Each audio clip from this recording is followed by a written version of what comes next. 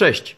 W tym filmie pokażę Wam sposób, jak doszczelnić 100%, czyli wykonać hydroizolację wszystkich elementów włączonych w kabinie prysznicowej wolnostojącej. Montaż takiej kabiny zawsze opiera się o uszczelki fabryczne albo silikon. Jednak mimo wielkich starań często zdarza się tak, że pomiędzy elementami łączonymi a silikonem gdzieś ta woda się przedostaje. Dobrym sposobem jest odtłuścić i osuszyć miejsca tych łączeń od tylnej części kabiny prysznicowej i zastosować folię uszczelniającą w płynie, którą możemy nałożyć za pomocą pędzla.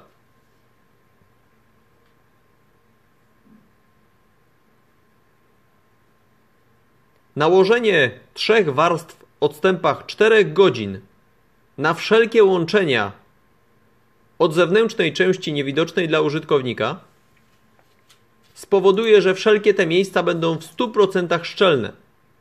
Taka folia uzupełni izolację, którą zastosowaliśmy za pomocą uszczelki lub silikonu. Jeżeli nie masz problemu z przeciekaniem, to oczywiście nie musisz stosować tej metody. Jednak w internecie bardzo dużo ludzi szuka tej informacji, jak uszczelnić kabinę prysznicową. Folię można bez problemu z narzędzi zmyć pod bieżącą wodą.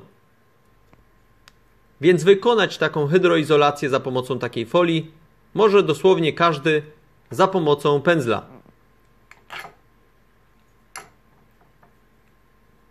Bardzo ważnym jest po nałożeniu takiej folii w minimum 3 warstwach, aby odczekać około 12 do 24 godzin przed użyciem kabiny prysznicowej.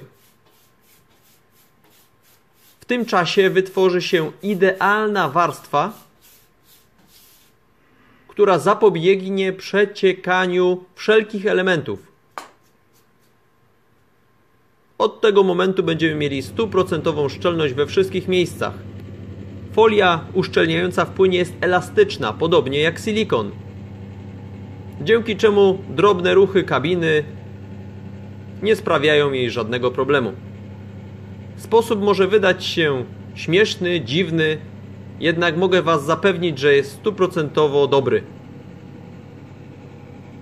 Zresztą wystarczy chwileczkę pomyśleć, a łatwo się domyślić, że folia w płynie po prostu dostanie się we wszystkie szczeliny, gdzie woda może się przedostawać. Dziękuję Wam za uwagę.